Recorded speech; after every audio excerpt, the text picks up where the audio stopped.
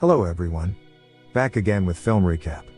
In this video, I will recap one of a thriller film from 2015, titled Road Games. Before we get to the storyline, don't forget to like and subscribe for more film recaps and have a great day. Without further ado, let's get straight to the storyline. The film begins with a scene of someone who is managing a body in some place. After that, the body was mutilated and buried right away. Not long after, the scene switched to a man named Jack. Jack was waiting for a car to pick him up at the side of the road. It's a bit strange when we can see there is a road sign that states to never give a ride to anyone on this road. It's not known exactly what that means, but it's clear that every car that passes on that road never gives Jack a ride. Both from newcomers and residents in the area. Jack, who was alone, could only surrender while suppressing his emotions. As time went on, Jack continued walking until he finally saw a man and a woman fighting. From there, the man immediately left the two of them in the middle of the road. Upon further questioning, it turns out that this woman's name is Veronica, and she is a native French speaker. However, she is capable and fluent in English, while Jack is from UK and unfortunately, he does not understand French at all. Come on, what is wrong with these people? For your information, Jack was in France at that time. But unfortunately, when he was about to go home, he was robbed by thugs in the middle of the road. As a result of that incident, all of his money, a cell phone, and also a car he was driving were even robbed by the thugs. But fortunately, he still have his passport with him. On the other hand, Veronica lives alone and plans to migrate to another country because she has no one else in the area. She told Jack that both of her parents had died from a chronic illness. When night fell, they decided to spend some time in the woods. While heating up her body, Veronica told Jack that she had recently been practicing to make autographs. To make a long story short, in the morning, Jack woke up and he noticed that Veronica was no longer next to him. As it turned out, that woman was bathing at a lake. Jack, who saw that, immediately plunged into the lake as well. After bathing together in the lake, they continued their journey by walking along the roads in the area. Unexpectedly, just as they've given up on the situation, they come across a car that offers to take them for a ride. I can take you as far as I can, but not so far. However, Veronica didn't look happy at all, and she began to feel afraid of that man who intended to help them instead. By the way, this man is Grizzard. He is a native of the area, and he does not speak English very well. Therefore, he decided to take Jack and Veronica to stay at his house first, and meet his wife who previously lived in England. Well, Jack can't refuse the invitation and they immediately go to the man's house. Following that, Jack and Veronica, who had arrived, were immediately greeted by Grizzard's wife, Mary.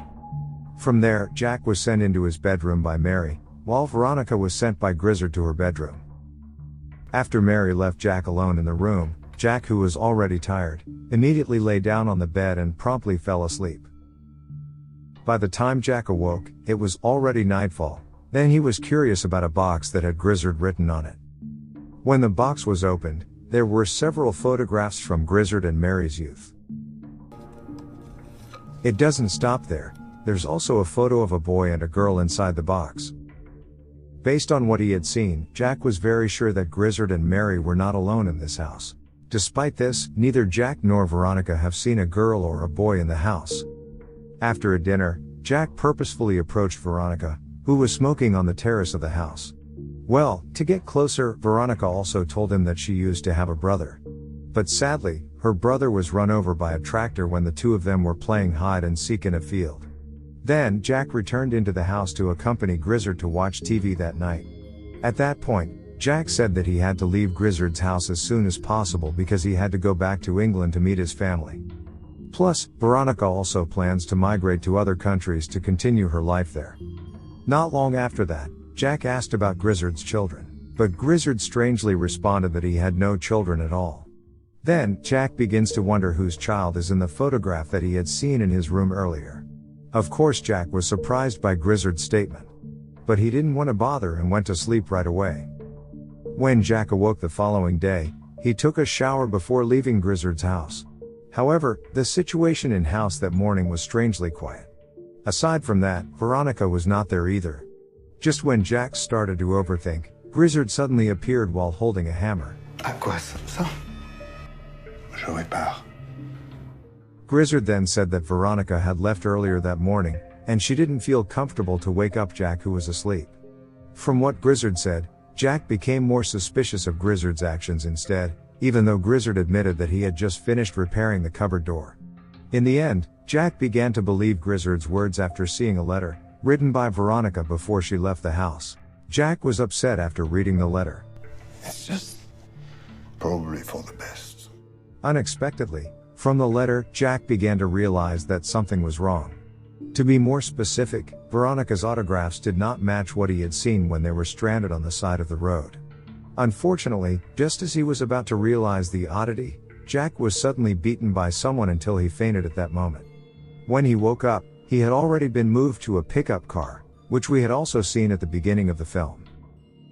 From here, it turns out that Jack was deliberately tied and kidnapped by a middle-aged man named Delacroix. Well, Jack immediately realized that he was already in a psychopath's lair. Ces pauvres bêtes sont tellement amochées que je peux rien en faire. Et puis, parfois... Furthermore, Delacroix also didn't provide more information and even fed him a plate of food. And it turned out that all of the threats Delacroix gave to Jack were nothing more than bluffs. No! Mais non, bougre d'imbécile. He simply did it to stop Jack from fighting him at the moment. After that, the rope on Jack's hand was untied, and Delacroix then took a photo of him with a camera. I'm not sure what is the point of taking his photo. Delacroix then carried him back into the pickup truck while put a duct tape in his mouth. It didn't stop there. Delacroix also intended to anesthetize him with a syringe he had prepared. Luckily, just as Jack was about to get an injection, Delacroix's mind drifted to the stove, which was still burning and emitting smoke. From there, Jack immediately tried to escape as quickly as possible, and went as far away from the man's target.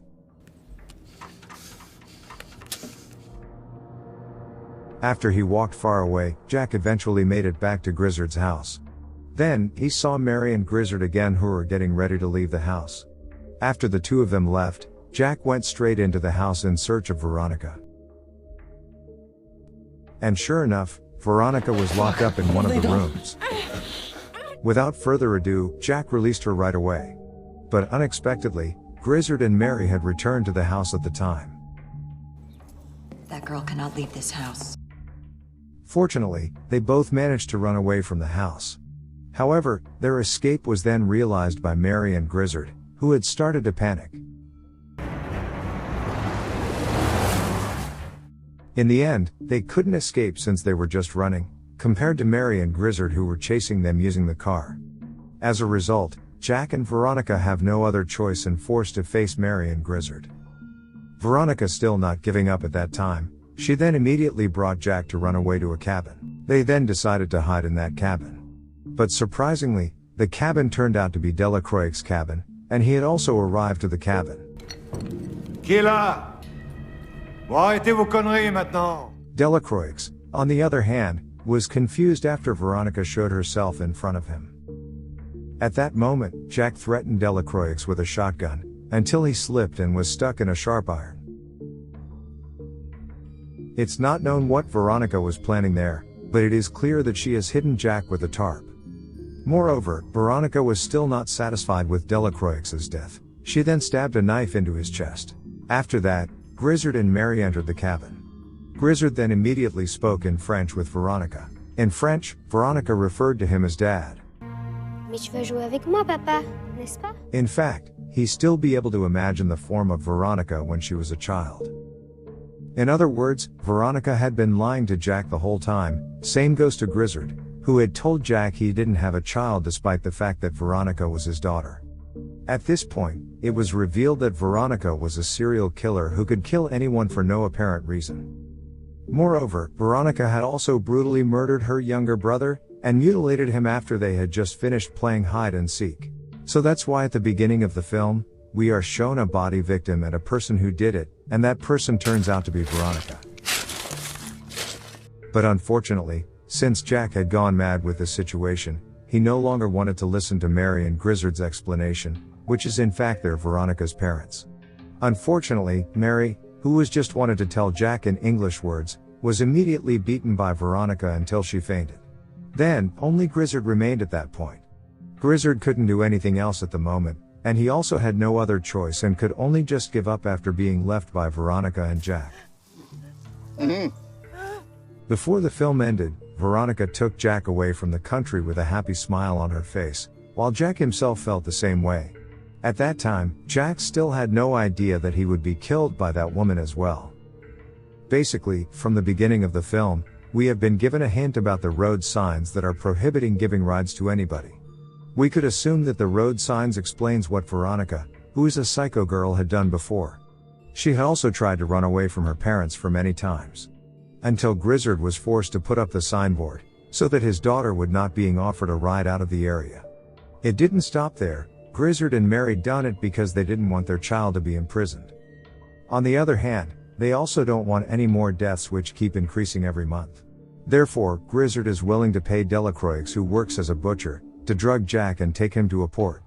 Honestly, I wonder why Grizzard, Mary or Delacroix didn't tell Jack right away that Veronica was a murderer. Well, when I reflect back to the earlier scene, I believe they already knew that Jack would have more trust in Veronica, who had played victim from the beginning, and told her stories to Jack. Okay guys. That's all the recap for the Road Game 2015. Thanks for watching. See you again in the next video.